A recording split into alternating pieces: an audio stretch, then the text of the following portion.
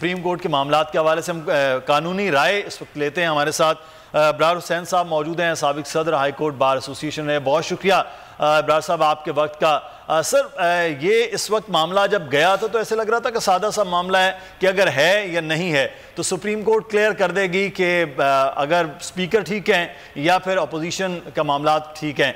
तो ये सर इतना पेचीदा आपको लग रहा है कि मामला है कि मजीद इस पर वक्त लग सकता है, मजीद पंडोरा बॉक्स खुलने की चीज़ें हो सकती हैं? मेरे ख्याल में इसमें पंडोरा बॉक्स खोलने की कोई जरूरत नहीं है जी। बात सिर्फ इतनी सी है कि जो डिप्टी स्पीकर ने रूलिंग दी है और वो दरअसल स्पीकर की तरफ से थी, तो वो क्या लीगल है, कॉन्स्टिट्यूशनल है या नहीं। और सीधी सी बात यह है कि पार्लियामान की कोई कार्रवाई जो है अदालत में चैलेंज तो नहीं हो सकती, लेकिन अगर पार्लियामानी कार्रवाई से ये शुबा हो कि इससे आइन को से मुतसादिम है, तो जाहिर है कि सुप्रीम कोर्ट तो आखिरी कोर्ट है जो ये फैसला देगी कि ये आईनी है या गैर आईनी।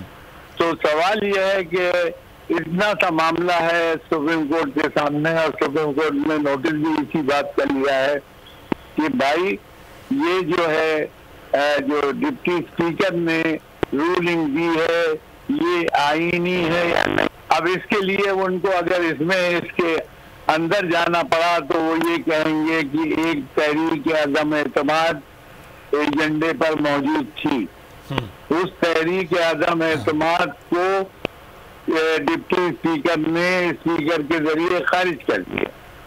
तो अब सवाल यही है कि सुप्रीम कोर्ट ने इतनी सी बात तय करनी है कि क्या ये आईनी इक़दाम है या नहीं है डिप्टी स्पीकर का।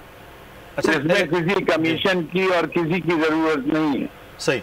अच्छा अब्रार साहब एक चीज सर मैं यहाँ पर अर्ज करना चाहूंगा कि आर्टिकल 5 को बुनियाद बनाया गया पॉइंट ऑफ ऑर्डर में, जब वजीर कानून ने यह बात की और उसके बाद उन्होंने इस रूलिंग दी और मुस्तरद कर दिया, तो वो फिर पॉइंट ऑफ ऑर्डर में जो आर्टिकल 5 की बुनियाद है उसको कहीं नहीं रखा जाएगा, कहीं डिस्कस नहीं किया जाएगा इस पर सुप्रीम कोर्ट में। देखिए, सवाल यह है कि जो रूलिंग है उसमें ये आर्टिकल 5 का जिक्र है जी, और उसमें उन्होंने ये कहा है कि भाई ये हर शहरी का फर्ज है कि वो ओबे करे कॉन्स्टिट्यूशन को और किसी तरह की इस तरह की हरकत न करे वगैरह वगैरह। तो मैं ये समझता हूँ कि सुप्रीम कोर्ट को अपने आप को इस हद तक महसूस करना चाहिए कि क्या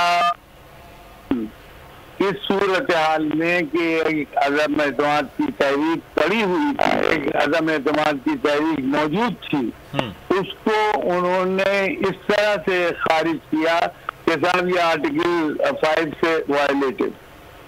ये इतनी सी बात देखनी है सुप्रीम कोर्ट को कि आर्टिकल 5 की वायलेशन हुई या नहीं हुई, या इससे तहरीक अदम एतमाद को खारिज करने के लिए मेलाफाइडी इक़दाम था स्पीकर का या नहीं था, इतनी सी बात। सही।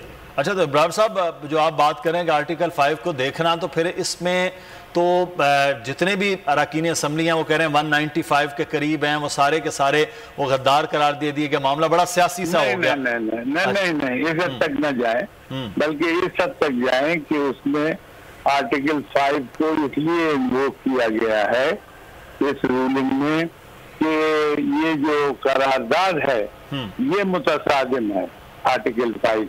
सही। खत्म। अब गद्दार है या नहीं है ये सब कोई इसमें ना, उसकी रूलिंग में ये बात जिक्र है कि कोई ये 169 मेंबरान जो है ये गद्दार हैं, ऐसी कोई बात नहीं। और इस हद तक न बढ़ाई जाए ये बात।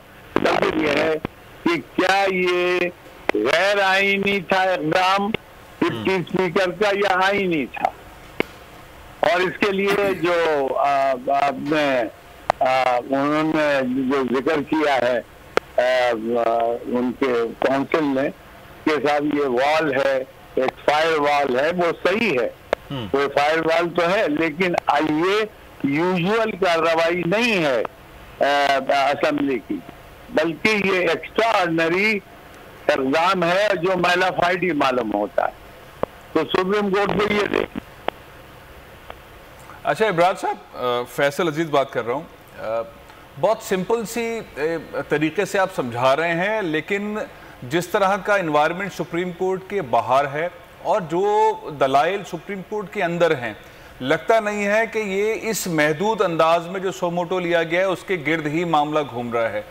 आज तो कोशिश ये हो गई है, आज ये कोशिश हो गई है कि वो जो गद्दार वाला मामला है उसको लिंक करके चूंकि फैसला लिया गया है, तो कमीशन बनाने की बात वजीर आजम 2 दिन से कर रहे हैं। आज शाह महमूद कुरैशी साहब ने भी कहा है कि क्योंकि अपोजिशन बार बार कह रही है कि वो जाली खत है और वो उस तरह की धमकी नहीं है, तो वो उसको किस तरह से जाली है या सही है उस तक पहुंचाया जाए। तो क्या सुप्रीम कोर्ट इसी पॉइंट पर महदूद रहेगी या कमीशन वाली बात को संजीदा लिया जा सकता है या उसको नजरअंदाज कर देगी जो इस वक्त हुकूमत बात कर रही? ये कमीशन वाली बात को सरासर नजरअंदाज कर देगी सुप्रीम कोर्ट, और सुप्रीम कोर्ट इसी हद तक महदूद रहेगी। और बल्कि ये भी वाज़ेह है कि सुप्रीम कोर्ट के डिप्टी स्पीकर ने ये नहीं कहा कहीं भी के साथ ये आइन से गद्दारी है, 169 मेंबरों ने जीती है, ये गलत है, ये कहीं नहीं कहा। उन्होंने ये कहा कि ये करारदाद जो है ये ऑस्टेंसिबली ये जाहिरा तौर पर कॉन्स्टिट्यूशन के शिक नंबर 5 की खिलाफ वर्जी। बस इसके लिए कमीशन बनाने की और ये सब बातें करने की जरूरत नहीं है।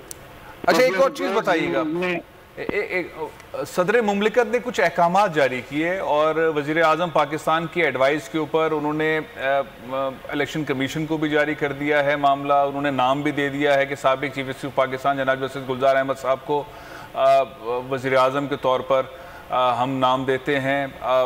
ये जो सारे काम मुमलिकत पाकिस्तान सदर मुमलिकत कर रहे हैं, ये आपको आगे एग्जीक्यूट होते हुए दिख रहे हैं या ये भी मशरूत रहेंगे जिस तरह से चीफ जस्टिस पाकिस्तान उमर अता बदियाल साहब ने फरमाया कि ये जो फैसले हो रहे हैं वो हमारे फैसले के साथ कनेक्टेड हैं? बिल्कुल आपने सही कहा। जो चीफ जस्टिस साहब ने पहले ही दिन रिमार्क दिए थे वो यही थे कि जो कुछ भी होगा वो हमारे फैसले के ताबे होगा। अब अगर उन्होंने डिप्टी स्पीकर की रूलिंग को ये कह के खत्म किया कि ये सही आईनी प्रोसीजर नहीं अपनाया गया, तो इसमें फिर दोबारा पार्लियामेंट में बहस हो सकती है कि ये मेंटेनेबल है या नहीं है। ये मेंटेनेबल है, करारदाद मेंटेनेबल नहीं है, इसके ऊपर लिमिटेड बहस हो सकती है पार्लियामेंट में। सही।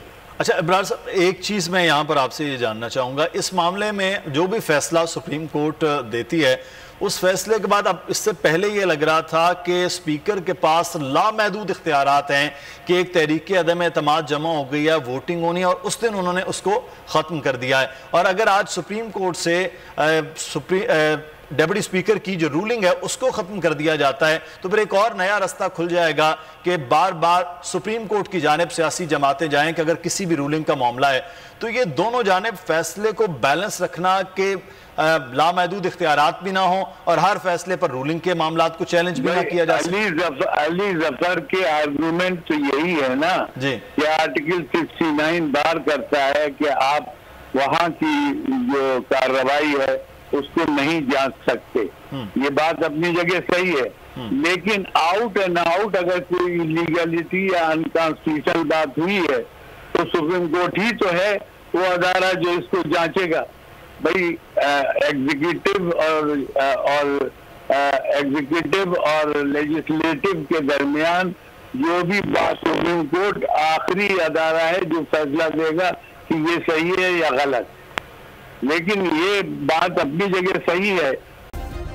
सब्सक्राइब करें और बेल दबाएं ताकि कोई खबर रह न जाए।